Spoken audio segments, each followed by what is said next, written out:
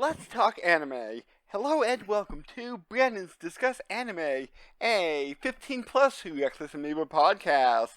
I am your host, Brandon Horvath, and with me are my co-hosts, Brandon Falinger. Have you ever just thought about what it would be like to just stick your toes in your ears? No, I have not. I have not either. Yeah, me neither. Okay then, and also with us, Ryan Stokely. Have you ever seen a man eat his own face? No. Was he on bath salts? No. I've Then never no. seen a man eat his own face. How are you guys doing? Doing fine. Oh, just dying a little inside every day like everyone else. Mm-hmm. Mm-hmm. Yeah. It's like, yep, entropy. We're all dying. It's great. So Inevitable. I'm 4 episodes deep into the new Cowboy Bebop, and I'm enjoying it, but I knew there would be a but. yeah, but there are some things that I'm like, no, you just don't do it this way. There's going to be a lot more of those based on everything I've heard from other people. That's going to get worse. I am taking my time watching this, even though all 10 are out on Netflix now. I'm just easing it out just a little bit, so You're drawing out the pain. Kind of. Because, I'll tell you one thing that I know for a fact. Everybody hates Faye and how they did Faye in this. Yeah, that's pretty much the general consensus. That's the universal that everyone has for this adaptation. Other than that, they said they enjoy it. I've heard worse. Yeah. Faye is the universal, but everybody else seems to have their own problems with it. One of the other big things is that the series is not good at subtlety. Yeah, I can kind of see that. It's kind of hit the nail on the head, and the fact, you're 4 episodes in, it's not a big shock at this point if I say that just Vicious is everywhere and doesn't go away. Yeah. When he was... That and Julie, they do not like what they did to Julie. Julia, I believe. Julia, sorry. Yeah. Those are the biggest things I hear over and over again. It's like, oh, Vicious is the main villain. Always look out for Vicious. He's after you, Spike. But in the original, it's like, oh, Vicious is back. Vicious is kind of the ghost in the original. Yeah, I think he was... you get maybe 5 minutes, I think, total screen time with him. Yeah, and I think that was spread out between 3 to 4 episodes. Yes, it definitely is. Although the final 2 episodes of the original were very Vicious-centered. Yes, outside of the obvious part of that, everything else leading up to it, he's had maybe 5 minutes of screen time. The series can't do subtlety. Although I do like Ain's acting. There's also something, I will say there's one other thing that a lot of people hate, and you're not going to get to it till the last episode. Okay. So I won't say what it is, but just know there's something that you'll hit that everyone despises, and who knows, maybe you'll join them. Because it's not done well. Is it? No. Do you want to guess? This may be a spoiler for... Do you want an answer? Do you want to put out a random guess, and do you want me to answer you honestly? Ed? Do you want me to answer you honestly? No. Then I won't say yes or no to that. Okay, but that's my guess. But I did hear Ed makes an appearance in the final episode, but I haven't heard too much about it. Since she only has 2 or 3 minutes of screen time at the end. Well, you'll find out when you get there if that's what it is. So right now I give the series a 72. I'm liking it, but not really loving it. So I will say that what I've heard is it's definitely when you get deeper in that it's bad. Oh. It's also not exactly great that the thing is literally hour-long episodes where they're cramming in multiple episodes into a single, live action series episode. Yeah. So things aren't ending the way that they need to make decent sense. That was my only one complaint about episode 3, because they introduced Ein seemingly out of nowhere, while Ein had more of a focal episode to him as an introduction. Mm-hmm. Well, I mean, they kind of just phase in the first episode for some reason. Yeah? Supposedly, here's the fun part. You want to know why? Because I think, if I remember right, they were interviewed as to why this was. You know why they made Faye in the first episode? Okay. Because American audiences don't understand it when a main character isn't in the first episode and is introduced later. That's such a stupid. It's very dumb. Dumb. That's not like a real reason. Like, that's a dumb. Look, man, the test group said that's the case, so we got to do what the test group says. That is dumb. Yes. Please relieve my... right now. What's going on with you guys? I'm mad right now. Just been playing Halo Infinite. And is that the Halo 5 or 6? It's Halo 6. Okay. And yeah, it's free multiplayer. Campaign hasn't been released yet, from what I understand. It's in beta. The game Fuck releases you, next I week. refuse to believe that. You can buy things in their store. That's not a beta. Oh yeah. Well, they just have the multiplayer out. I did hear that there's a battle pass, and that while it's good, it's also garbage. Yeah, there's not really. There's like a few cool things in it. They have like an event pass as well that like you don't have to buy or anything. You just have to do the certain goals. Well, from what I had heard of the battle pass, it's like it's permanent. You buy it, you keep it forever. It doesn't run, like there's no time limit on it. However, that's compensated by it takes forever to grind your way up. Yeah, I'm like level 12. My one friend is 73 out of like 100 it goes up to. I've also heard that apparently like some of the challenges for like guns and stuff fuck over the multiplayer a lot. Because people are focusing only on that stuff and not actually winning the game. Yeah, most of that stuff is focused more on like the quick play and not ranked. Mm-hmm. Because like I would hope battle rifle and stuff. Yeah, I've been playing ranked. Okay, yeah, because I've been hearing from some of the people like I listen to that like that's a problem. Yeah, I play with my buddies, so we just like play to try to win. Mm-hmm. And then we were just doing ranked anyway. But like, I don't know. When I was queuing by myself, I didn't really notice it. I just noticed that the people weren't good at the game. I've also heard that there's like a weird glitch where like you melee someone and you sometimes just pass straight through them. Yes, that happens all the time. I hope they fix it because that has gotten me killed literally every time. Okay. It's annoying. Yeah, having a blast playing that. Outside of just dying all the time to a glitch. Yeah, but most of the time, I'm alive. I'm actually not too bad at the game. I'm like headed towards Diamond. It goes like, Onyx is like the last tier, and that's after Diamond. Mm-hmm. It plays like Halo 3 is what I keep hearing people say.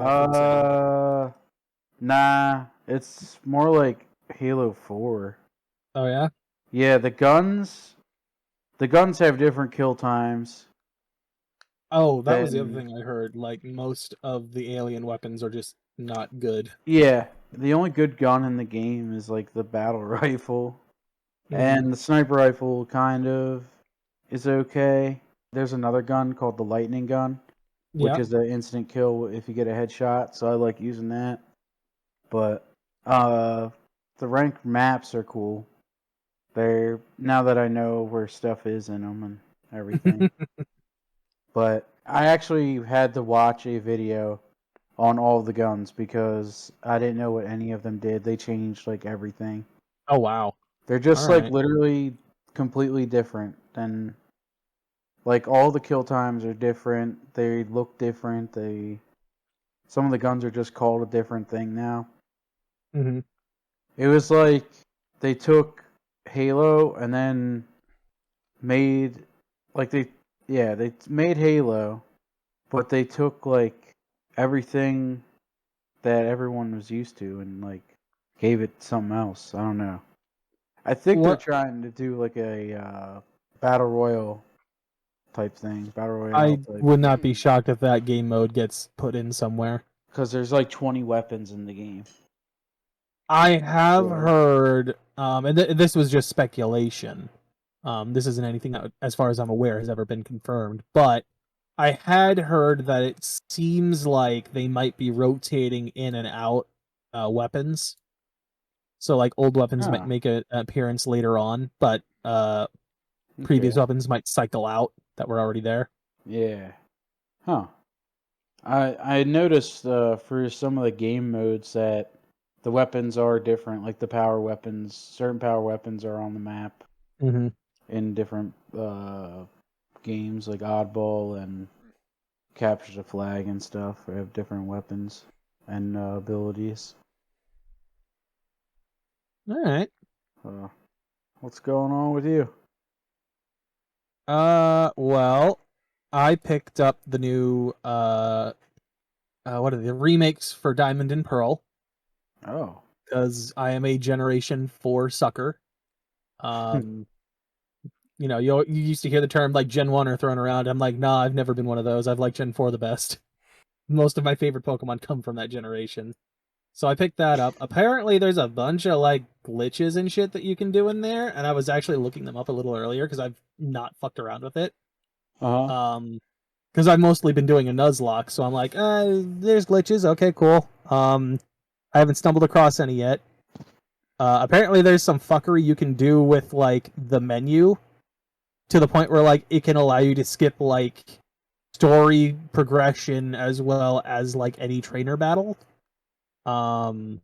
There's a way to apparently get one of the legendary Pokemon that's supposed to be released later for an event. Mm-hmm. There is also a way to duplicate Pokemon, including their held item, which is fascinating. Yeah. I don't know how they're gonna fight that when it's a legitimate glitch, unless it gets like outside of patching it. Anything that's done prior to that, I don't know how they would be able to weed it out. So yeah, you can apparently duplicate Pokemon in their items, including if you give them, like, say, a Master Ball or something. Huh. I have heard people complaining that the game is hard. I disagree. It's literally the same difficulty I remember playing back in the day. I'm like, no, the original Diamond and Pearl were always this annoying. Like, they had a steep difficulty curve. What else was there? There was also... Oh, right. So I have also been nuzlocking through that. Because, of What's course, I hate nuzlocking? myself. Is that the name of Pokemon or something? No, it is a challenge run in which you get to catch one Pokemon per route, the first one you encounter, whatever it is. Mm-hmm. There are some stipulations where it's like, okay, no doubles of the same Pokemon, etc., stuff like that. Mm-hmm. But you're locked in with just whatever those Pokemon are that are caught within that rule set. And if a Pokemon gets knocked out, it's technically dead. It is considered dead, and you must release it. Jeez. And depending on what your rule set is, if you end up getting like a team wipe, that may as well be a game over and you have to restart the whole thing. Yeah, that sounds hard. Maybe it's because I'm used to it. It's not as difficult. as it sounds to me. Like, there are points where other people put in even harder rules, like, oh man, you can only heal at a Pokemon Center, so no potions. Oh yeah. Or like, you can't, or just straight up, you can't use potions in battle. Yeah, but we're potentially going to be doing one for gaming sometime down the line. The idea is there for at some point to get to it, yes. Don't know exactly when that'll be, but yeah, we were planning on that idea. Yes. So, are we ready to discuss today's anime? Yes. Oh, let me get my notes. Okay, Orion. Darling in the Franxx. Let me also preface this. Should we remind him what like the tease was last time? Sure. The tease from last time that we teased at the end of last episode was, here come the sex robots. Oh yeah, sex robots. Darling. In the Franxx. Okay. Not on, not and, in. So is like the Franxx like the red light district for robots? And yeah, it's the future, man. People want sex robots. Hey, look, man, that's why I said it. Am I right?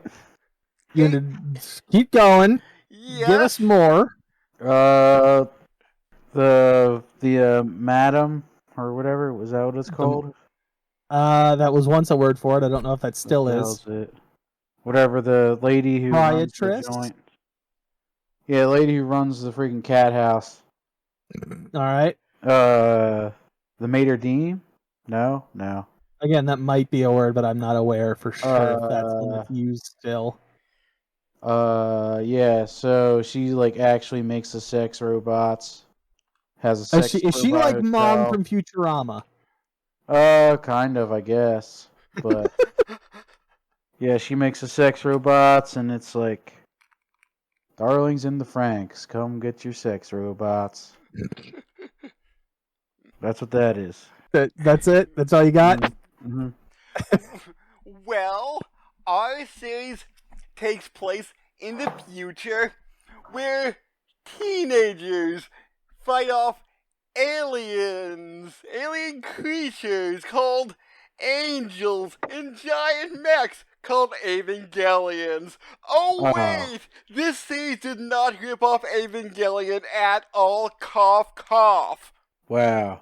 No, they paid homage, and I know you can't see this, but I'm using, finger quotes here.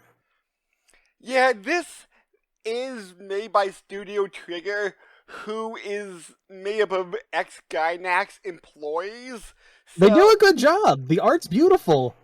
Yeah, but they pay homage to Evangelion, Kill la Kill, and Gurren Lagann in ways that you think, okay, how is this an original story?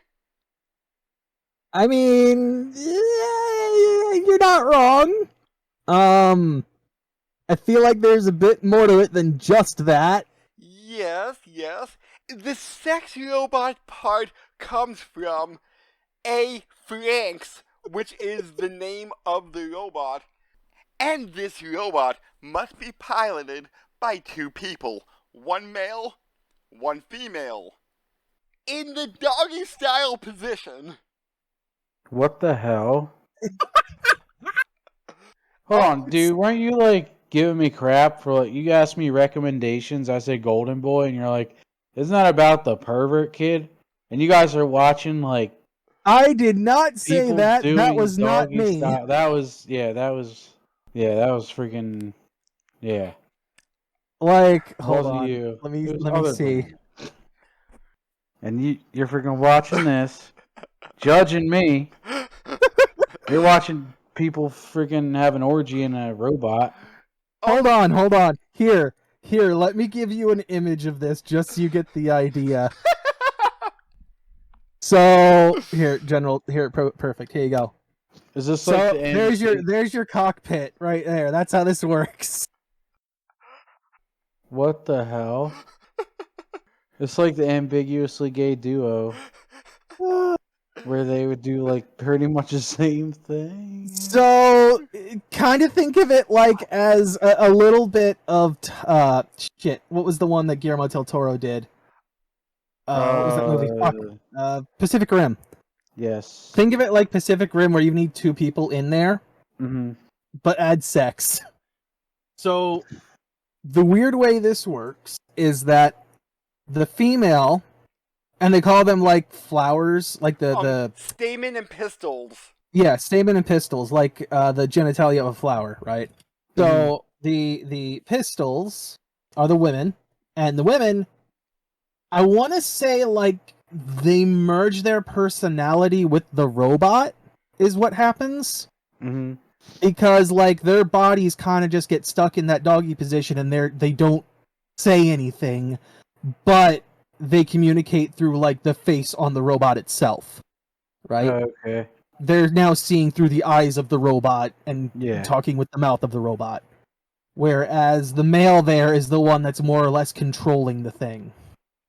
He's more or less the body of the robot, while the female is more or less the mind of the robot.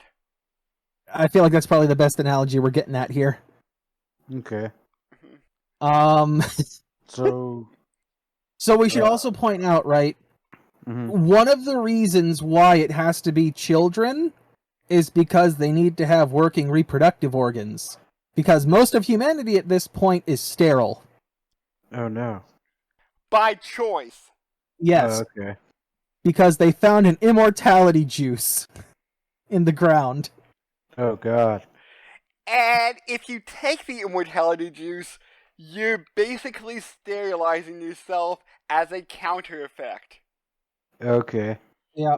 So, sometime after the whole sterilization and immortality kind of thing kicked in, that's when the big bads, quote unquote, show up. The Klaxosaurs, which are animalistic, like blue and black giant monsters. Kaiju that are kind of dinosaur-esque, but can also somewhat change their shapes. Yeah? Like they're also robotic in that way. Like I'm trying to think, where do I just start exploding at this thing? Because holy shit. What are the characters? Are there main characters? There are main characters. There are about a dozen. Jeez. No. I think it's like 8. Well, there's 5 main mechs with 2 pilots each. 5? There's 4.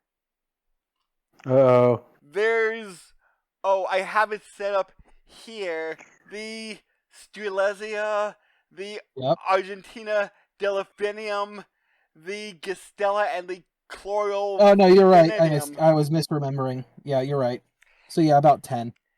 And there are like 2 or 3 reoccurring adult characters. There's like Nana, Hachi, and Dr. Franxx. How are the kids piloting? 14-ish. 14 to 16, I think, is the age range.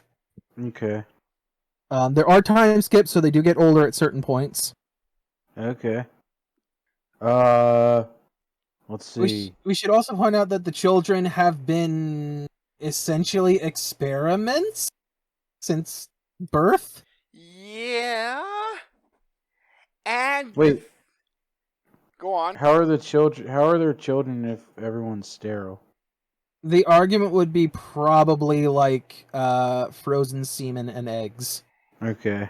And maybe some cloning has been involved. Yes, may or may not have been cloned. It's not exactly clear. Okay. And I will start off by saying this, much like Cowboy Bebop, as of now, when it comes to Darling in the Franxx, I like it, but there are some flaws that I can find. I know you probably find a whole lot more than I do, Brandon, but... Let me list the ways! Oh! Because I was like, up until episode 17, 18, I'm like, oh, this is good. Episode 19, what the hell did you do to Darling and the Franxx? Exactly where I thought it would be. Because that's where... The twist happens! I will say this, everything all the way up until before episode 19, pretty good. I will say that, like, that second arc, quote-unquote, where they're, like, getting the chance to live their lives, a lot less interesting, but passable.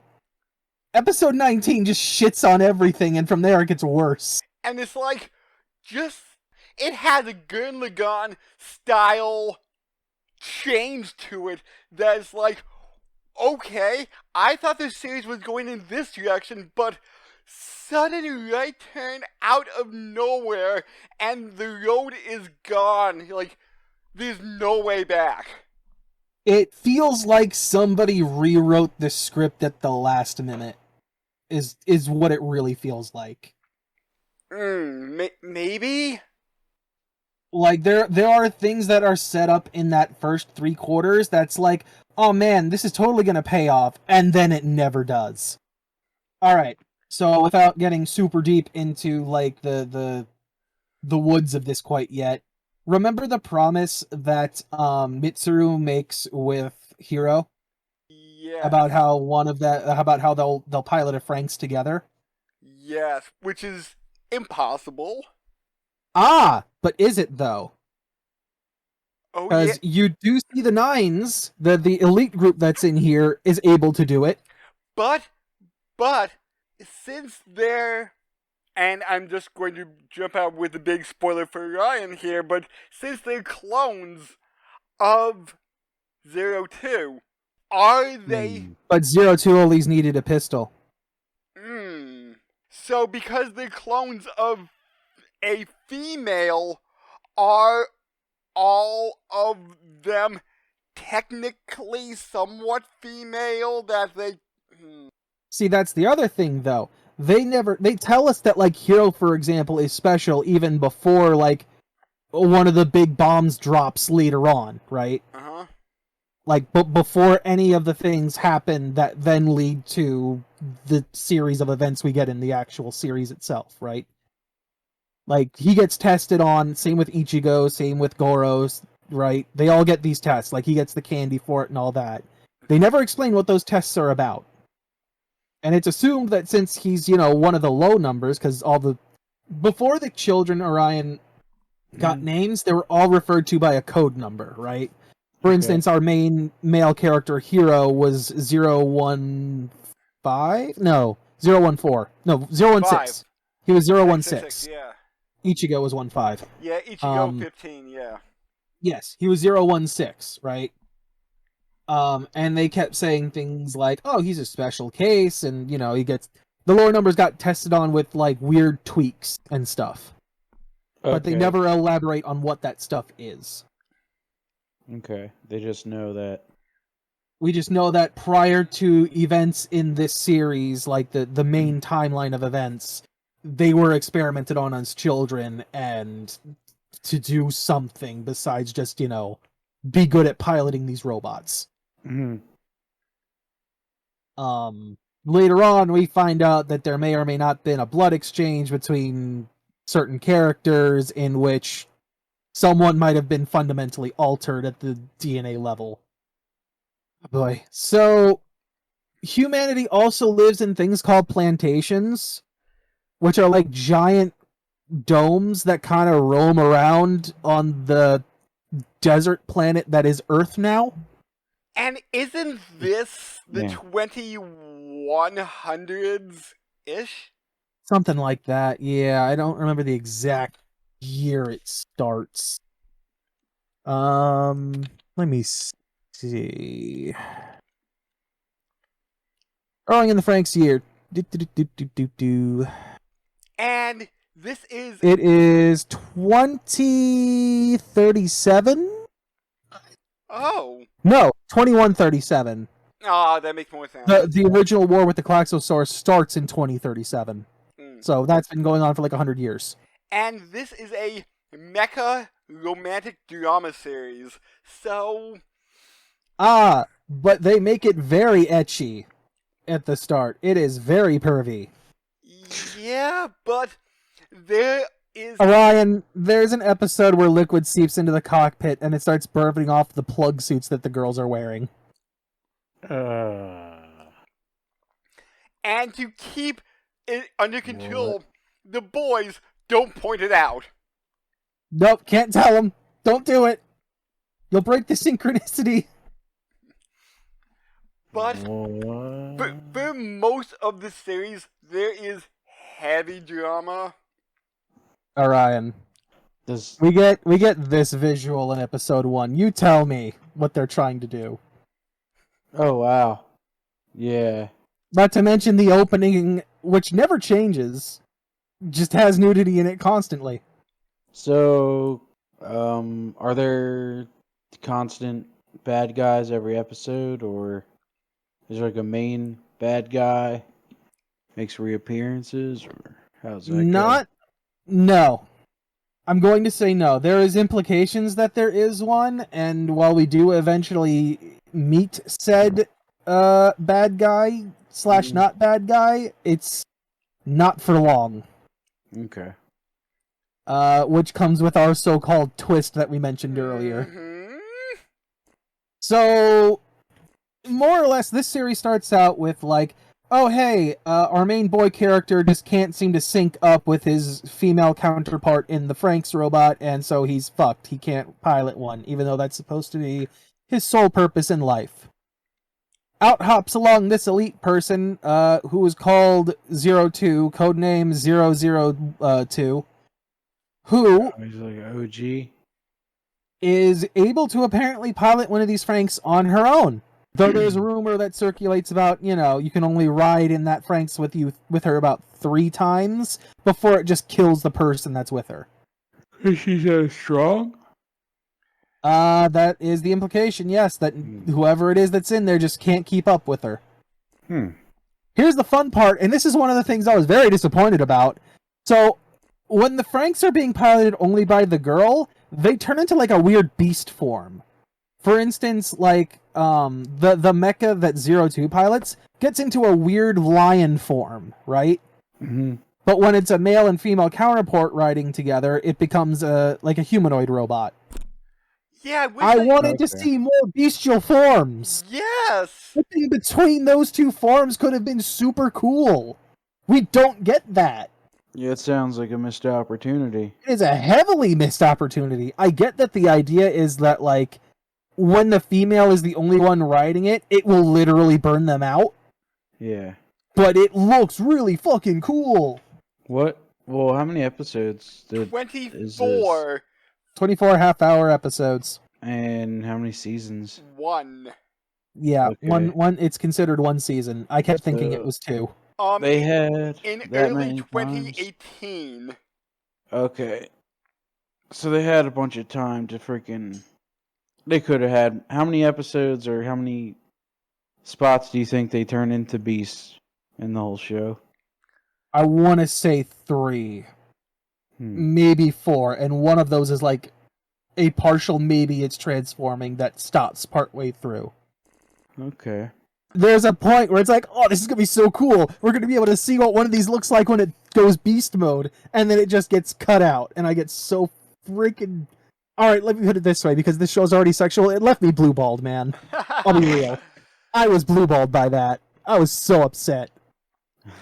And since these teenagers are slightly hormonal, and they Puberty. Yep, they start falling in love with each other, and Futoshi says to his partner Kokoro, hey, like, promise me that we're going to keep fighting side by side forever. Stay by my side forever. She's like, okay, I promise. And then she realizes he's not that good of a partner, and she starts having eyes for this cold, aloof, other kid. And Uh-oh. and they're like, can we suggest a partner switch? I don't feel compatible with Patoshi anymore. And he just starts bawling. He's like, what? You want him over me? The hormones are real. And he's like, I don't Well, this is care." also a point because a lot of like old human society has kind of been abandoned. Like the idea of having like natural children is just it's not allowed because the person they call Papa, their supposed leader, is like, nope, that's against the rules. Can't do that. That's not allowed. We don't teach it. It's not a thing. So basically, they're kind of in the dark about love. About love, about marriage, about all that fun stuff. Just not a thing that exists. Also, I posted the beast and human form of one of the main robots. That looks freaking awesome. Yeah, very disappointing. We don't see more of that. So the episodes are more or less following the pilots. It's following these pilots. They're raised as a group in what is essentially like a boarding house, essentially. That they all live in as like a little community with their 2 adult supervisors. Now, what we keep hearing from the one character called Dr. Franxx is that they're an experimental group. They're not being raised like the others. For instance, one of the things that's mentioned is like, normally when they have a group like this, only 1 or 2 hit puberty at about the same time. In this case, all 10 are at that age.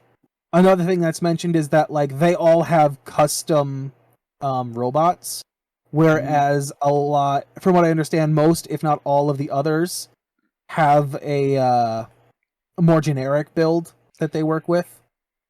And they all have names, because in a flashback, we realize Hiro is giving them a name to give them a little bit more personality than just a number. Mm-hmm. So he gives like nicknames to people. Like he uses the like for the number 15, he kind of makes like a little pun so that it becomes like the name Ichigo. Who I felt was the one character who I just wanted to hug. I felt bad for her sometimes, and I'm just like, oh, come on, bring it in. Well, it's one of those things where it's like the drama comes in where we have like kind of a 4-way love struggle, you could say, right? Between Goro, who likes Ichigo, who literally only stares at Hiro, and Hiro, who is both blind to that and only looking at 02. And then potentially a 5th counterpart in oh shit, what was the glasses girl's name? Ikuno. In which Ikuno has lesbian tendencies, in which case she's like, I kind of like Ichigo myself. So you have that being touched on, though I will say that I feel like she as a character is kind of left in the dark for the vast majority of the series. There's a little bit at the very end that we get with her with character development, but it feels like it's way too late. Yeah. Like it should have happened earlier. But I think the cutest girl was Miku. Of course, you like mommy girl. I guess. She has like no personality. Like literally it's just, I'm the nice one. That feels like mostly it. I thought she was cuter with her hair down, though. The few scenes where her hair was down, I'm just like, why couldn't this have been her character design? Like I'm trying to think. Who else? Oh wait, no, Miku. My bad. I was thinking of the other one. The one that falls in love with Mitsuru. My bad. No, you're thinking of the one who's literally probably the most tsundere of the group. God damn it. God damn it. Always taking an L, man. I will say, going into this, I thought it was going to be 02, and it almost is. For you. No, well, no. I thought she was going to be the most tsundere character. Oh. Just based on the things I had seen. She almost is. She's not. Miku takes that, but she almost is. And the reason I say almost is because the minute we get that connection between her and Hiro come, like, what, episode 13 or something? Yeah. She does a 180 on her personality completely. Which Like- I did not like that much. No, I hate that. One of the things we get with them is, there's like a point where, like, the boys and the girls in the boarding room, like in the boarding school, just like start having a boys versus girls thing where they literally like tape down the center, and it's like that's the boys side of the building, this is the girls side, etc., etc. And this is the Naked Liquid episode. This is immediately following that. I don't remember if that's in the same episode or if this is the consequence in the episode that follows it up. No, same episode. It is the same? Okay. So what 02 does is decide to be a shit stirrer and start causing things to get worse for everyone. Like sending going over to the boys and being like, "Hey, the girl said you can use the bathroom, like the hot spring or the bathhouse area." It's like, cool. They've forgiven you. Like, it's fine. They're done with this. The boys start like, stripping down and going to like walk their way into the bathhouse area, and the girls are in there having their bath, and they go like, you get the exact reaction you expect of screaming and shit being thrown at them. To which I'm just sitting there, just like, man, they got a lot of wash basins in there. And 02 steals their clothing. Yep, 02 is just there in the background, stealing all of their clothing to make everything worse. And then she runs off with Hiro chasing after her, being like, "You need to give our shit back." And I'm like, this is great. I love this character. And then come like episode 13 or so, oh man, I have found my one true love. I no longer have a personality. As you saw in the one picture we sent to you, 02 has horns. Natural horns. And when she was younger, she looked a little bit more demon-ish. And I'm just wondering, why did young Hiro fall in love with her even though she looked monstrous? Is it because, like, one true love soulmate? I don't care what you look like? It's hard to say. That could be what it's going for. There could be other things that you could argue about, like, them going for. I mean, they were on the run for a little while, trying to evade the guards that were supposed to be watching over them, Like, it could be an attraction from, like, loneliness, too. Like, they were both very lonely. Like, we get a whole lead-up of Hiro being like, I asked all these questions as a child, but I got no answers. And nobody else would ask these questions. So, you've got that, and then you've got the obvious, like, literal torture that 02 goes through as a child? Of just constant poking, prodding, literally being left in a room with nothing in it. One thing that they never tell us, actually, speaking of that background, is what the fuck was that caretaker that was with her that gave her the book? Huh. That's something that's never answered. Because the caretaker treated her the most human out of the people who were watching over her? Well, yes and no. It mostly just showed up to give her food, and then the last time it was there, it gave her that book. And then it just kind of melted away into nothing. Like, we don't know, like, that book plays such a role into 02's main aspiration, like, of finding someone to share herself with. Like, the one thing that literally has probably kept her going up until the start of the series. Her darling. That, like, I'm sitting here just like, that seems like a very important thing that should have been explained. Yeah? So, Orion, I've got a question for you. Yeah. So we've talked about these, like, these dome things that they ride in, right? We've talked about these robots and stuff. What do you think they run on? What is the energy source? You really want me to answer this? Take a wild stab in the dark. Why not? Come. I mean, I like where your head's at, but that's not quite it. That is not the fuel source. Although in episode 1 or 2, when they were fighting, they were having borderline orgasms? I mean, Hiro blacked out the first time. And didn't, Miku, moan or something? Oh, God, I don't even remember. I know one of the girls moaned, and their male partner was like, hey, cut that out, quit being weird. It might have been Miku. That definitely would have been something that Zorome would have said, because Zorome is just a dick. Well, so what do they run off of? Magma. Magma energy. Where? From the Earth. Okay. How do they get it? They pump it out of the Earth like you would anything else. Is there, do they go in any more depth, or is it just Oh, they do, and it gets dumb. Okay.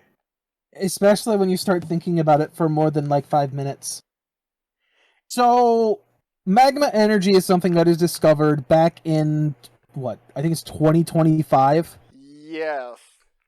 So, literally, this is near future shit we're talking about.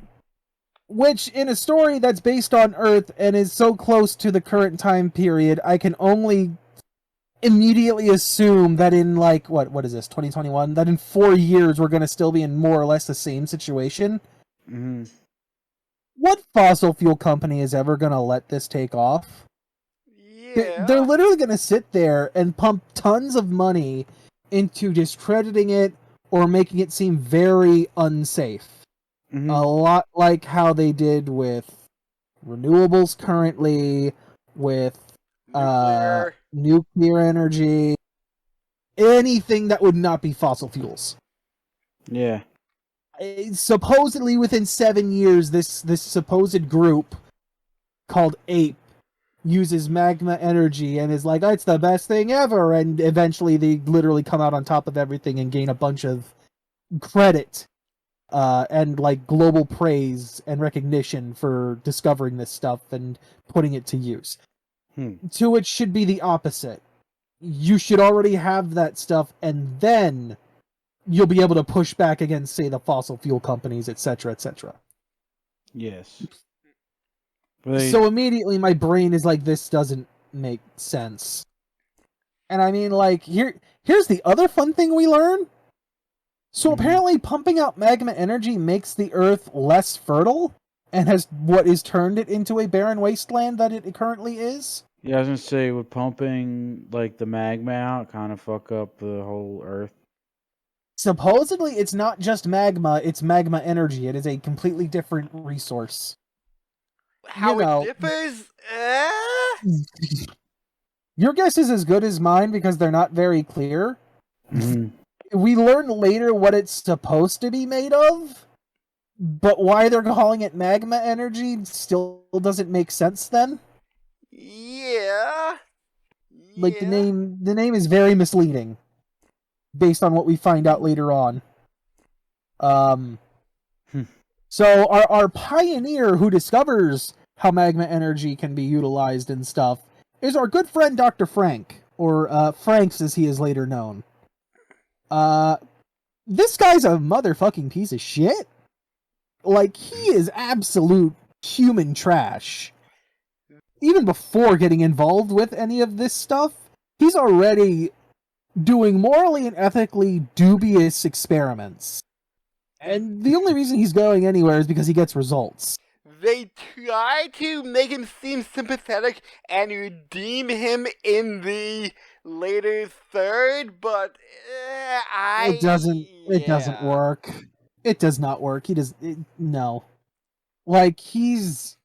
He's the reason all of these characters are tortured. He's the reason all of these characters are grown as lab rats, essentially.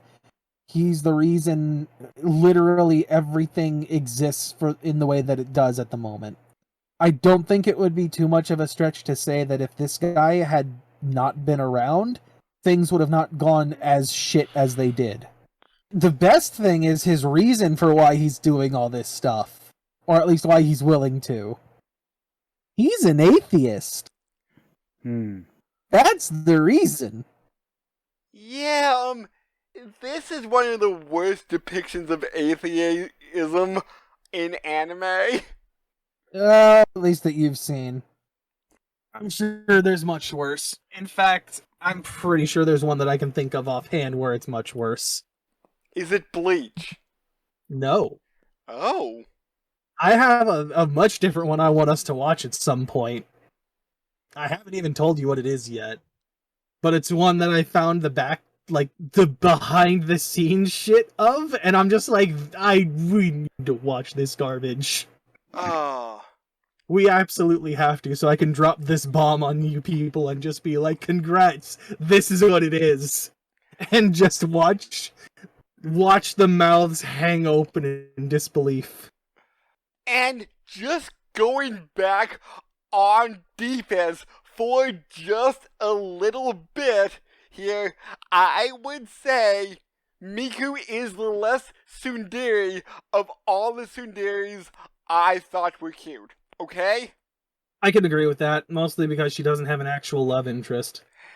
And I think she's only tsundere because her partner is kind of a jerk.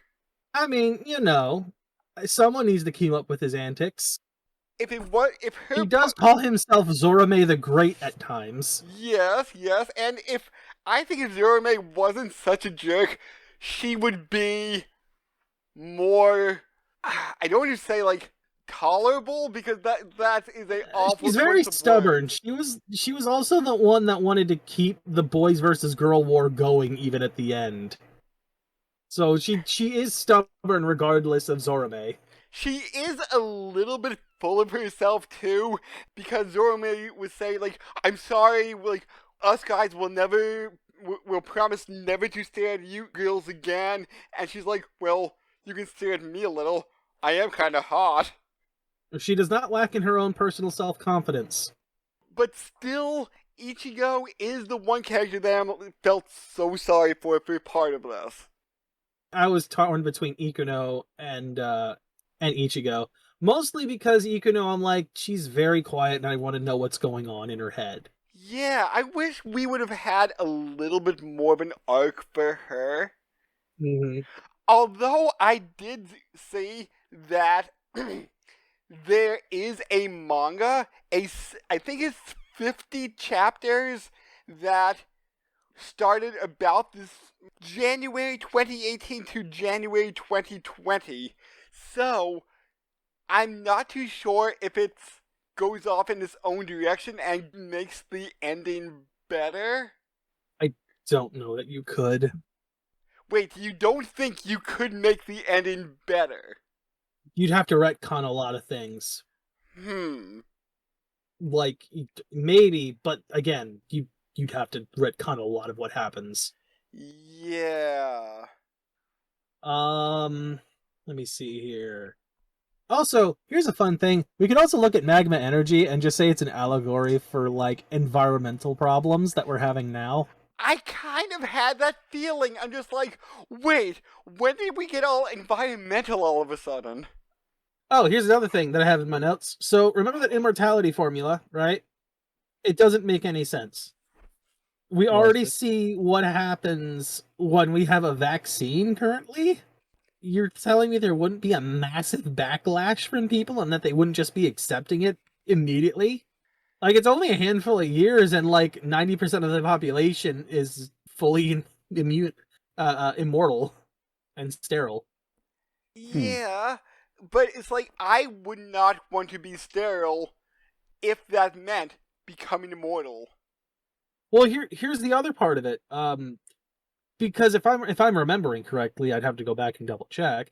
But they started implementing, what was it? They started saying that there was overpopulation problems all of a sudden. Yes. While immortality was happening, that whole thing. And I'm like, wait, no, back up a minute. You're what? You're telling me that there's overpopulation going on, but at that point, I think it was like 20% of the population was immortal now. And they're like, there's overpopulation, and I'm sitting there like, but 20% of the population currently can't have kids. How is there overpopulation? Yeah. And then it's like, oh, we're going to implement these taxes, if you start having kids. And I'm just like, but that mathematically doesn't make sense. A fifth of the Earth's population is immortal and cannot have kids. How is the other 80% shoving kids out that quickly to make up for the other 20? I don't know. It makes no sense. Let's also point out that Dr. Franxx starts out as a geneticist, but he then suddenly becomes able to create these mecha robots later. And not like years or decades later. We're talking like maybe 1 decade at the most. And that's with him figuring out the immortality serum and stuff first. Well, with what we find out what the Klaxosaurs are... Yeah, but he doesn't build robots. That's not his specialty in any way. He'd literally be having to work with another person that would probably be his equal, if nothing else. But no, it's all him. Yeah. So do we want to reveal what magma energy actually is, since we're just diving into the back end of this now? I'm just going to hit up the middle for just a little Oh, okay, yeah, like bit. the actual drama part of this. Yeah, 02 keeps calling Hero, like, darling, will you be my darling? Come ride with me, my darling. And like, every partner is her darling, whether she kills them off or they survive.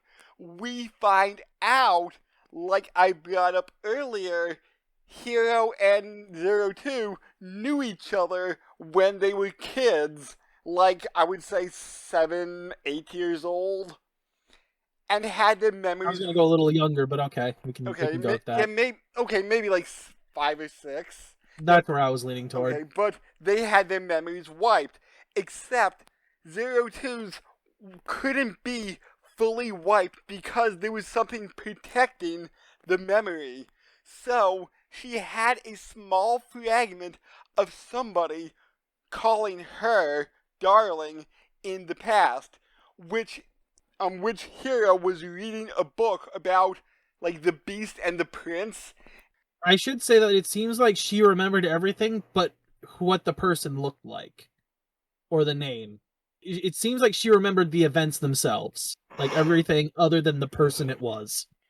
And this one boy was reading her this book, and I think the line in the book, like, you will be my darling, and that resonated with her, so she began calling people darling. And then they got back together, and after a lot of dramatic shenanigans between... That was the poorest choice of words. Shenanigans. I should point out that, like, the book was given to her originally, but she couldn't read it, right? It was given to her by, like, that robot thing that was taking care of her for a while. Mm-hmm. So she had that book. It was the one thing she said, it was the one pretty thing that she owned, and she refused to give it up. Like, even if an adult was trying to take it away from her, she'd constantly, like, rip, tear, and claw, and bite to get it back. It was the one thing she refused to give up. It was when Hero met her and that they were running off together that he started reading the book to her, and that's when the word darling came up during that reading.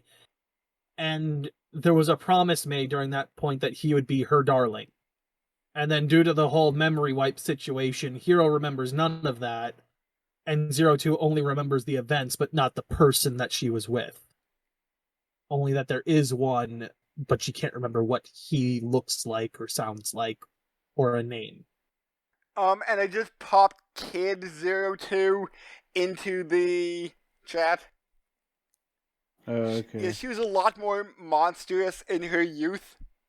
Little more demon-like. Red skin, longer nails, Horns. thicker Big horn. thicker horns. Although I do remember one episode where 02 was like filing down her horns, much like you would trim your nails. Yep. And I'm like, that's a nice touch. So one of the things we learn about the Klaxosaurs is that there is in fact a princess of them.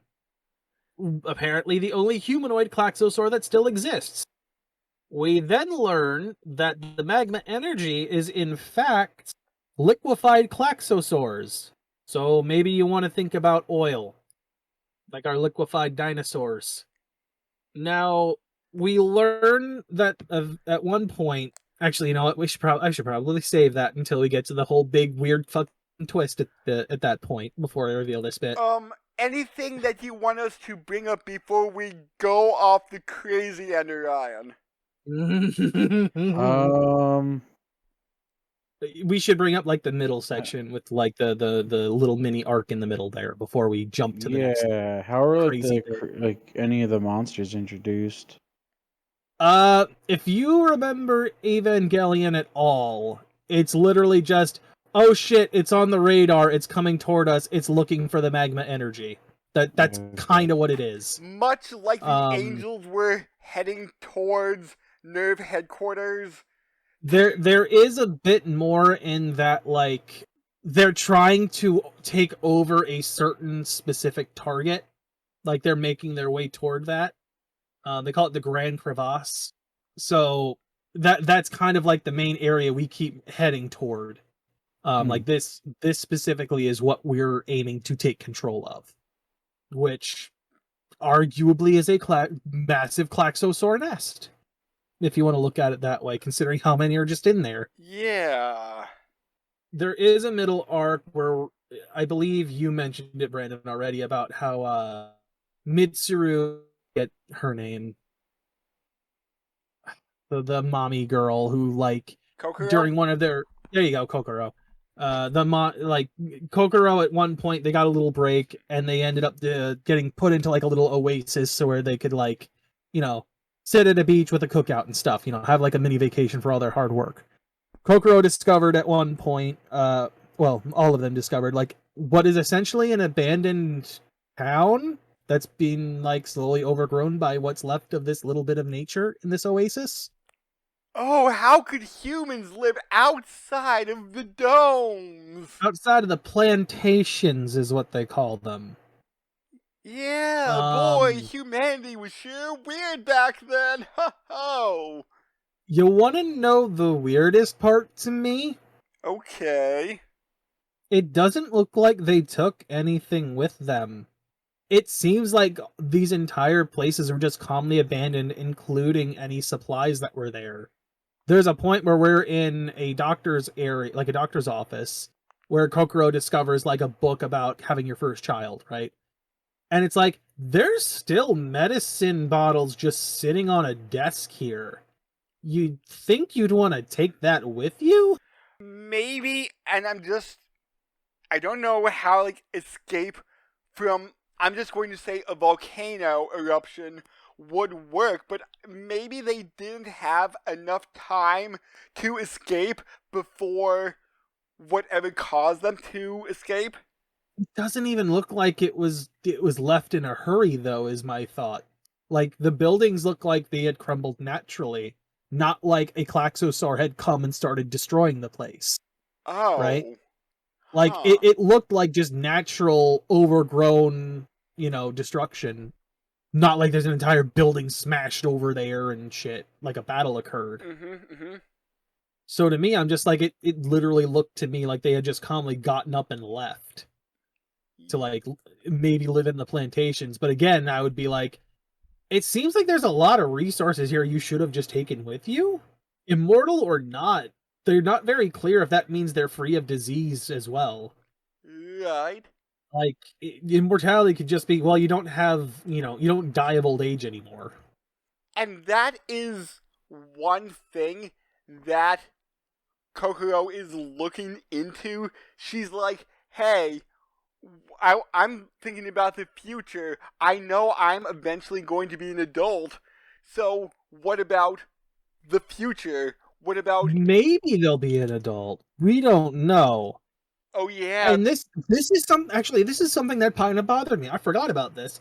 So there's a point where like they get a bunch of medals from Papa. one of the higher ups. I don't think it was Papa at that point. It was one of the higher ups.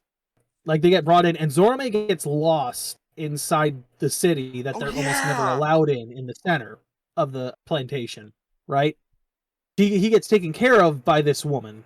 And there's this whole thing about, like, I feel like I know her, but I don't know why, right? Which could allude to the whole, maybe he's a clone. Maybe there's some kind of, frozen semen and eggs or something, right? And maybe, it's from one of them. Who knows? From before. That's what I was thinking. Was that woman his mother? So... the other question is, because we get some bits at the end of that episode about how, Zorome just kind of forgot about that. With the revelation later about, like, memory wipes, was he memory wiped before he came back? In which case, what did they tell him? Because they told him something. Like, I lie. The woman that was taking care of him told him something, because he said about being an adult. And she told him something, and then he didn't remember what it was later. And it kind of seems to be, and this is something that is revealed like at the end of the series, that those that are riding in the Franxx have a much shorter lifespan. So the idea is they may not even live that long to be adults. Like accelerated aging or some bullshit like that. It could just literally be you do not live as long. Like your lifespan is 20 years and that's it. Although... the end did have a, I think, 10-year time jump at the very end, so... Yes, but it's also mentioned that one of the main characters found a way to extend that life expectancy. Ah, okay. So, we have an entire little section about how Mitsuru and Kokoro just have a relationship that slowly grows and grows and gets better. And then they find out about, like, marriage. And they're like, oh, let's do this old folk thing, that we found out about. Not before they have sex. Alright. Yeah, like, I really love you, and I want to spend my life with you, and then there's a scene of him opening his shirt, and then, like, a shot of the night sky, and they're lying in bed together. Yep. There's that whole thing of just like, well, there's a bun in the oven right there. Yep, and they're still 14. Yep. They do a whole thing. Mitsuru makes like wire rings and everything to emulate the thing, and then during the whole little wedding setup, they get freaking swatted to where like all the other characters are knocked out. Or like made incapacitated so that they can't do anything, like with guns to their heads. And they drag off Mitsuru and Kokoro, who come back, I don't know, a handful of days later, like maybe a week or something, completely brainwiped. They don't remember shit from before those events. Hey, new person? No, you're the new person. I've been with them for a while. Why do we have these things on our fingers? They keep trying to tell them everything and blah, blah, blah. There is a point I should point out where we see Hiro remembering the events that were wiped. Now, later on, it seems like Mitsuru and Kokoro redevelop or rekindle those feelings, even though they still don't remember. To which I need to be like, but how? You didn't show us, number one. Number two... why can't they just break through it the way Hiro did? I would maybe say again, it's one of those destiny things, like, they're meant to be together. Yes, but then you should be able to just break the brainwashing. Re-unlock the memory. Right? Right? Like, you want to play that route, play the whole thing. Don't half-ass it the way you are, because otherwise I have to draw comparisons to another character that did the same thing that you're not letting this other one do. Maybe in the manga. That's not gonna save the anime. I know. It might save the manga, though. Maybe. I'm not holding out hope considering the writer and the way he does things. Maybe in 5 years, we might have Darling in the Franxx Brotherhood. I wouldn't hold out hope for that, Okay. if only because original FMA was very good. Okay. This was not. Are we ready to get onto the complete right turn off the road, rolling down the hill with no way back? Yeah, sure, let's do it. Mm-hmm. Yeah, ape are aliens. No, not all of them. Well, like all the heads of ape. Not all of them. Oh, I thought the heads all were. No, don't you remember? 3 of them get zapped into being like fucking paradise, right? They're asking what the fuck is going on while it's happening, and like 2 of them merge to be that weird singular 2 master being. Oh, So yes. not all of them. Okay. Here's the weird fucking right turn. So they take over Grand Crevasse. They're about to like take down the Klaxosaur princess. The princess comes in, just takes over Strelitzia, the main 02 and Hero's mech, and throws 02 out the cockpit and takes her place, and is just like, I got all these tentacles, you're mine, bitch. Takes over Strelitzia, starts going to the core of Grand Crevasse, where they've like planned to use it as a way to just eliminate the Klaxosaurs by sending off essentially what is assumed to be a massive bioweapon bomb or something. Turns out, no. They've rigged Strelitzia that in the case of the Klaxosaur princess getting in there, it's set to start infecting her with something. All of a sudden we find out, oh, the Klaxosaurs are literally just the lizard people conspiracy theory. Ryan is at a loss of words. He's very silent on this.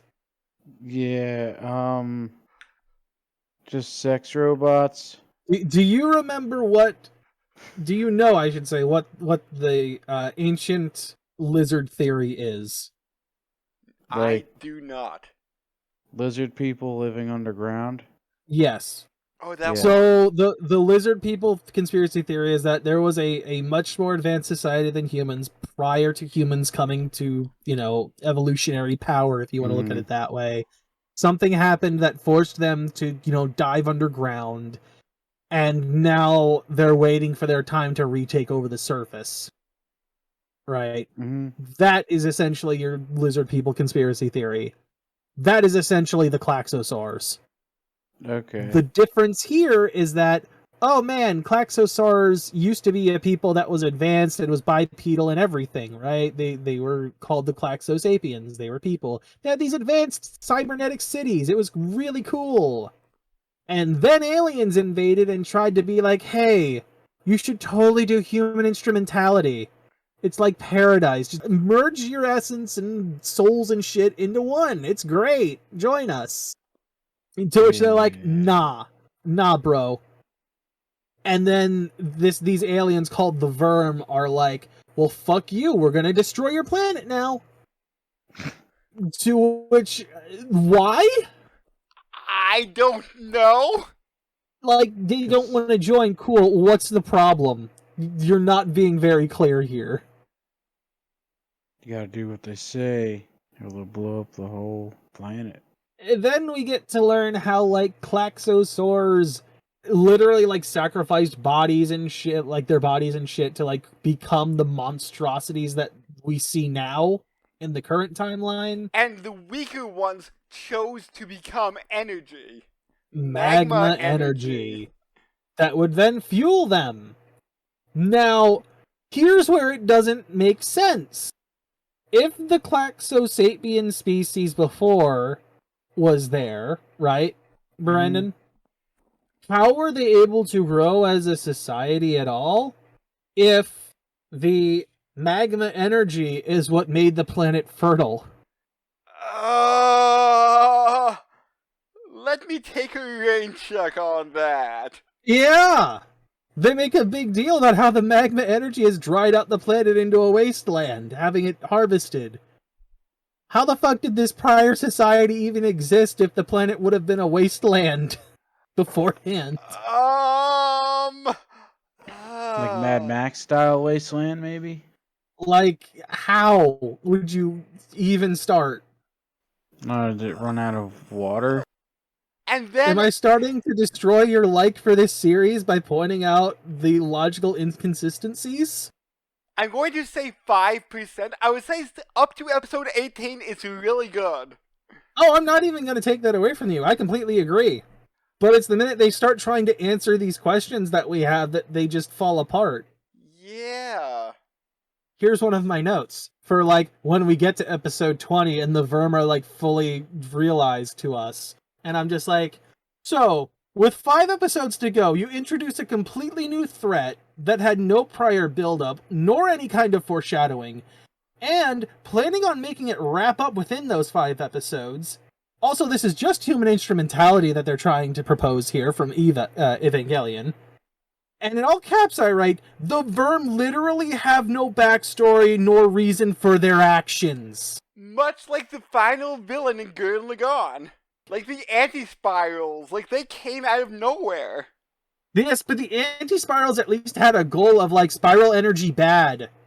It leads to bad things. Spiral energy. It was literally just because they didn't like what spiral energy was leading to and decided to just destroy anything that tried to harness it, right? Yeah. They had a reason. Oh, The Verm don't have a reason. they're like, come with us and become one. It's like, no. It's literally like you're standing at a forked road and they're like, you need to go right. And you're saying, like, but I want to go left. And they pull out a gun and shoot you. That's literally what it is. They don't tell you why. They don't give you any reason. That's literally what they're doing. That analogy was brilliant, though. It's exactly what it is. Like, I'm just sitting there like, what is this shit? Oh, so 02 and Hero had made a promise prior to the Grand Crevasse fight that if they would ever get separated, they would try to reunite, right? So 02 is like stumbling bloody, gets a little bit of a transfusion because she pit stops with the doctor for a bit after, you know, he's freaking out that his whole mecha is being, like, destroyed and he's kind of been betrayed by the people that have been giving him all this power. Also, I should point out, when the fuck did Verm get involved with Ape at all? Like, have they been there from the start? Or did they get involved afterward? Because it's never told to us. I kind of took it that they're kind of like Nerve from Evangelion. They're working behind the scenes to further their own hidden goals. That's not what I'm asking. I'm asking, when did Verm get involved with Ape? Have they been there since the original formation? Or did they creep their way in later on? I would say they were maybe there since the beginning. Maybe? Again, it's not very clear because we never see their faces. They've always got on some kind of, like, monkey and or gorilla mask. Every single one of them. The only time we see, like, a face is when they die, like the ones that were human died. / were soul siphoned. Oh, and I think we forgot to mention that 02 is a clone of the Klaxosaur Princess. Yes, she is a clone of the Klaxosaur Princess. I don't think she's a full clone, though. I think there's a bit of human DNA spliced in. Like, she's not 100% clone. There were also plenty of others prior to her. And don't forget about the Nines, which are clones of her. Yes, I am also curious, though, because when Franxx does see the Klaxosaur Princess, he calls her 001. To which my brain jumps to be like, wait a minute.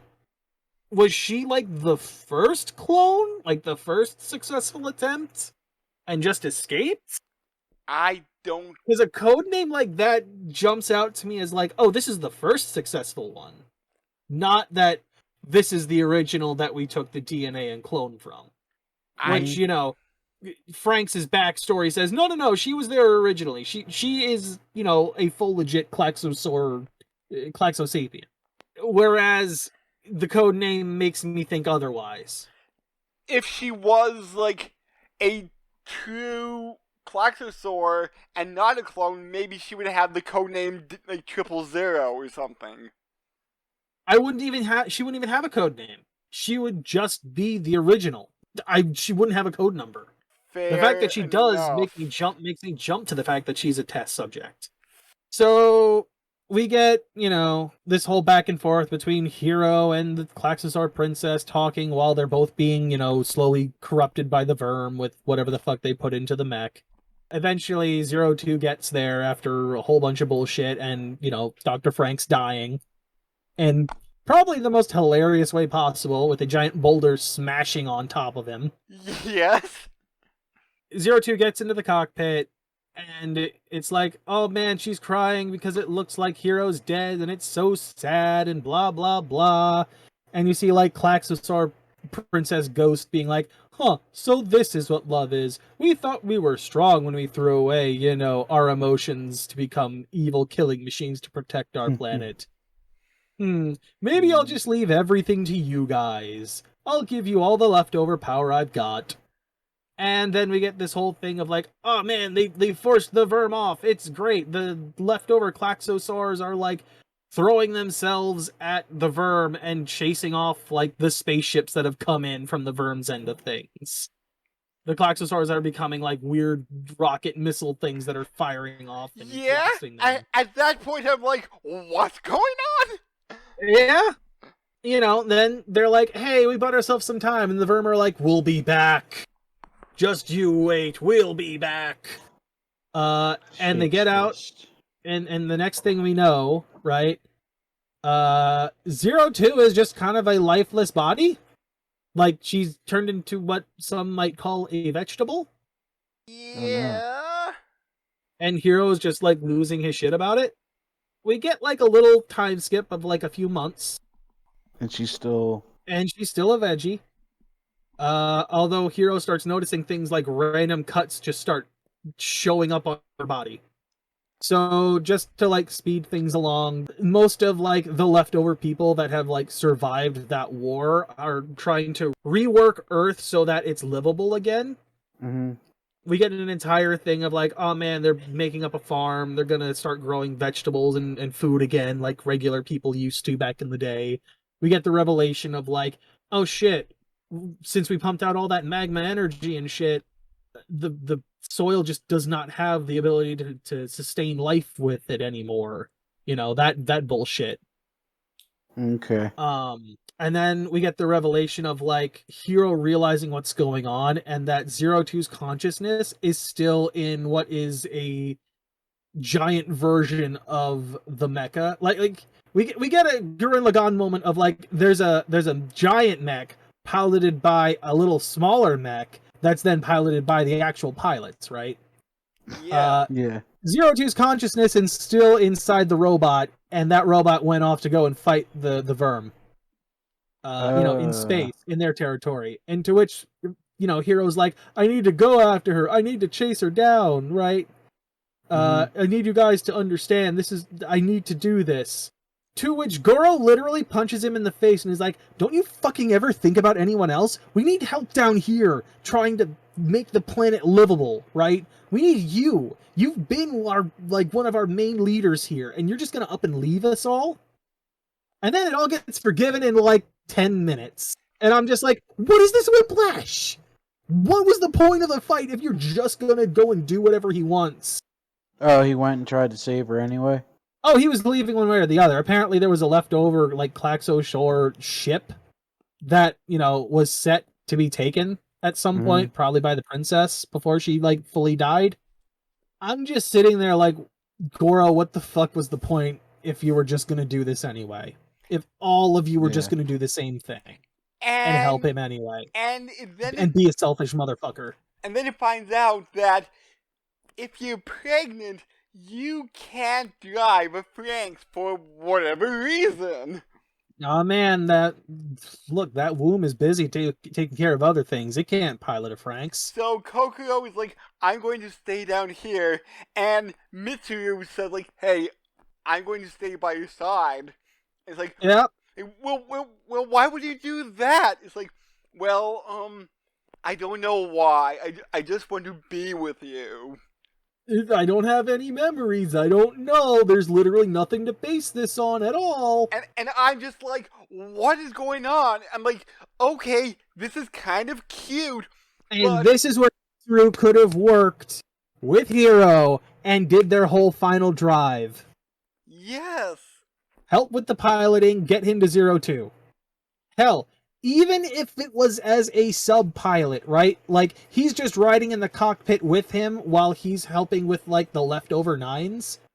And they, like, sacrifice themselves at the end, right? To help protect it while he and 02 are trying to reconnect. So, here's the other thing. So the nines, who are the elites, who have always been nothing but a bunch of pricks, somehow get themselves to, like, be slightly redeemed in some way? Why? They literally seem like they should have been one of the end villains.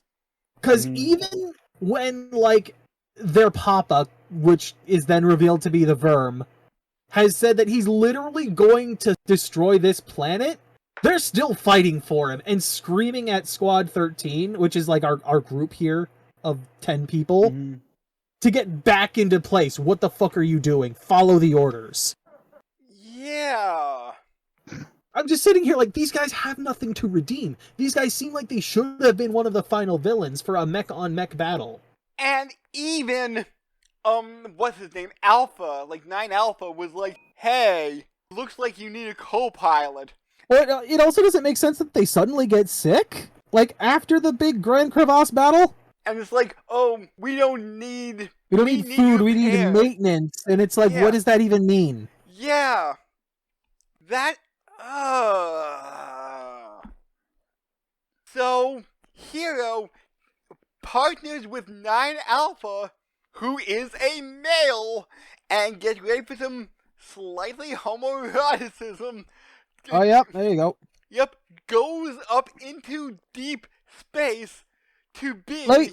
Let me point out, they do not take 02's body with them. Something I kept screaming at the screen that seems kind of important. Yes, because, like, her body is now a statue. Yeah, well, no, not at that point. Oh. It becomes a statue later. Oh, yeah, after they go, it somehow, like, statueizes. It happens later when they fully reconnect with each other in the robot. Then it statueizes. For some reason. Including clothing. Yeah? I don't understand. Let's also point out, right, like, I'm sitting here, so, hold on, let me get you a picture of this. So let's see, okay, so.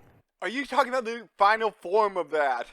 I'm going to show him what it looks like first, and then I'll show him the final form. Oh!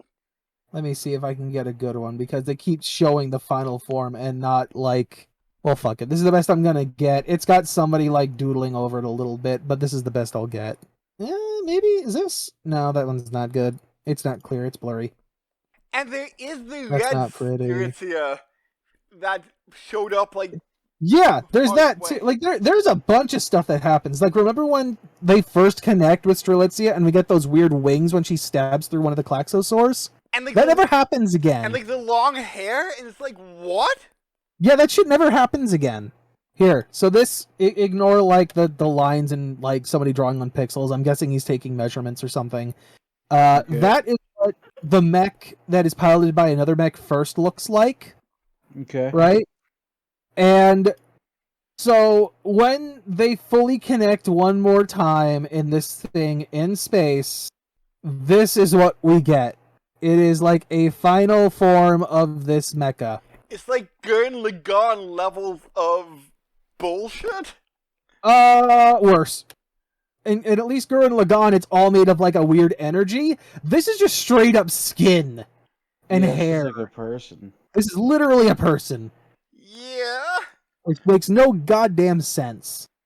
I don't know why. Like, I don't understand what this bullshit is. And that is technically now 02 because she's not inside the cockpit. I don't. I seriously don't. Like, it gets so dumb. Yeah. And then it's like, oh man, I guess the Klaxosaur, like, they fight it off now that this happens. Like, they fight the Verm back. And apparently that main spaceship had a bomb set into it.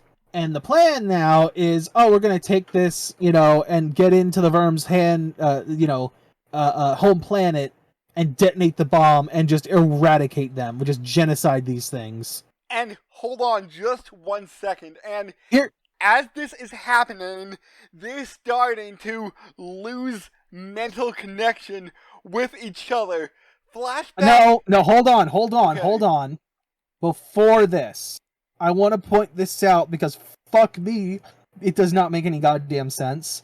Apparently, the Klaxosaurs somehow, again, this is with no foreshadowing of any kind whatsoever, have put a Stargate onto the moons of Mars that'll allow them to warp to, like, another part of the universe? What the hell? Yes! And only, 02/ this new Apis mecha thing is able to withstand the rigors of it. Yeah. Something that, wasn't created by the Klaxosaurs whatsoever. I also should point out that my notes say, what the actual fuck is the giant 02? Oh my god. So, let's also not point out that, 02's whole reason for being like, no, Hero shouldn't be with me is that, I'm a monster. I want you to stay human, and blah, blah, blah. And I'm just sitting there like, I thought we fucking figured this out 6 episodes ago. he has horns now! He literally has horns now because he drank your blood as a child. Sorry, I should point out that, she scrapes her knee, and because of things he's read in a book, he's like, I gotta, there's nothing to wipe this clean with. The next thing to do is to, lick the wound like animals do. Yeah. So, because of the him ingesting the blood back then, he is fundamentally different now than a normal human. Okay. And now, thanks to just constantly connecting to 02, slowly becoming more and more Klaxosaur. And because he was down on his knee doing it, it looked like the typical proposal pose. Oh yeah, proposal Prince Bow shit, yeah. Yeah, so, they're starting to lose touch mentally with each other, to which Kokoro's 2-year-old daughter, who, time jump at this point and all, starts pointing at the 02 statue and starts saying, darling. Yes, so I should point out, right? It takes them almost 2 years after going through that gate and leaving everyone behind to get to the planet that the Verm are, is the Verm homeworld.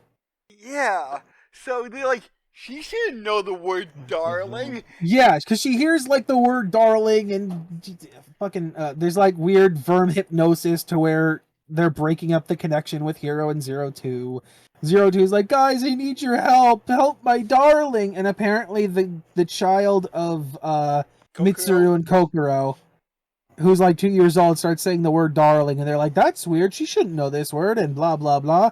And all of a sudden, extrapolating off of one character, one 2-year-old child, saying the word darling that she probably shouldn't know while near the statue of 02's old body, is like, we need to get everyone together and join hands for days on end to help wake up Hero. Which was so over-the-top corny. Corny? It didn't even make any goddamn sense. It was so dumb. It was dumb. The worst part is it works. There's not even a visual of the guys, the people there, lifting Hero up or anything. He just kind of wakes up and he's like, oh yeah, that's the new kid's name, huh? Cool. And then we shove a bomb in there and have it explode. Yep. The end. Murdering everyone, including Hero and 02. And we get a giant burst of souls, and it's like, oh, we'll get back together someday. If we have a soul, we'll meet again. And literally, outside of just rewriting the ending, they literally get reincarnated later on. Identically. Apparently, also, when that happens, Zero Two's body crumbles, and there's like a seed planted there. Mhm. And that seed grows into the tree that these two reincarnated characters meet in underground. Or meet each other in the future. And I did not find the attraction between Goro and Ichigo to be there fully. I found it to be a little bit more background, but they have 2 kids in the epilogue. Yeah. And I'm just like, where is this coming from?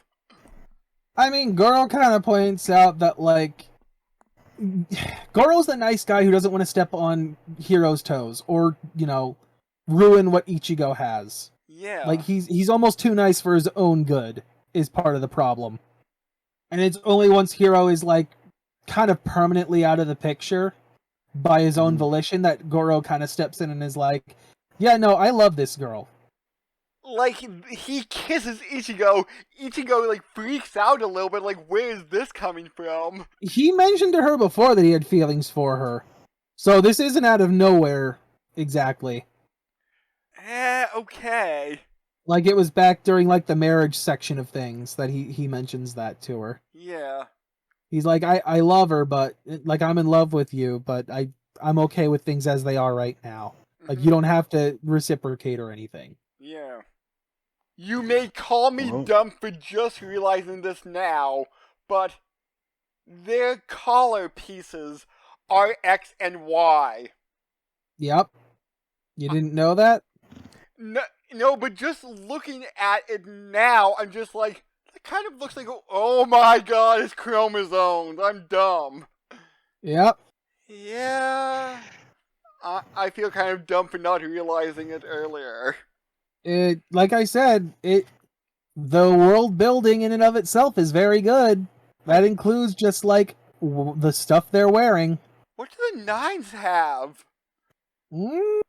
I forget what their casual attire is. They do not appear to have any... it's just a red circle. Oh. But, yeah, anyway, that is the insane stupidity that is Darling in the Franxx. 3/4 of it is pretty damn good. The last quarter just destroys all of it. I mean, it's good as a mecha, good as a drama, like, but... Yes and no, because we kind of lose out on a lot of the mecha about halfway in. Yeah, more and then focusing it on finally the drama. picks up. Yeah, it finally picks up a little bit in the last couple of episodes. Like, specifically, I want to say it's like 21 and 22. And then, except for the Gurren Lagann bullshit at the end. Yeah, which even then is kind of lacking, I feel like, compared to everything prior.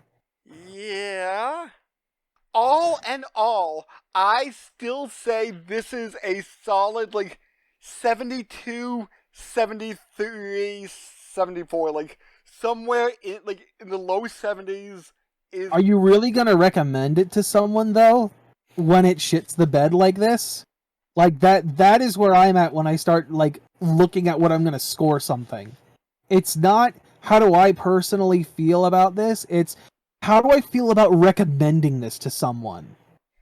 Yeah, why watch that when you can watch, Evangelion. Yeah. Yeah, but Or even, like, Gurren Lagann, right? Like, this is a series that literally apes off of those shows. Yeah. Like, almost too directly. Which is one of the things I didn't like. I'm just like, this is feeling very Evangelion. Now they're going to space suddenly. Why is this Gurren Lagann? Human instrumentality, yeah. Yeah. No, I'm just sitting there like, I literally would rate this under 50%. Like, dang. If you're gonna make me put it on a percentage scale, it's probably gonna be like a 40. And I'm gonna be like, everything leading up to this point is good. And like I've already said, the minute it hits episode 19, it just destroys everything it built up. So, watch it up to episode 18 and then, maybe read the manga? Yeah, no. Make up, exactly. I like Orion's idea. That's where I was going. Ending. Yes, make up your own ending. Whatever you think of is going to be much better than what actually happens. Now I really want to read the manga because it's just 60 chapters. I cannot recommend this, to anyone unless they want to. I was gonna say this was a boring, not necessarily boring, but I don't know. Like the most insane thing. Yeah, it's just very weird. Yeah, again, it's good until episode 19. Yeah, I'm sure this has really big fans, and we won't blame you for liking this. You do you. I wish I could enjoy it. I just can't. The story plot holes, the world building plot holes. I can't let it go. It's one of the reasons where I'm sitting here you start giving this more than a couple minutes of thought, and all of a sudden it just falls apart. Yeah. It does not have a chance to win. Not to mention the missed opportunity with bestial fighting. Yeah. So I guess next time we will be taking to the skies with a pig in a plane.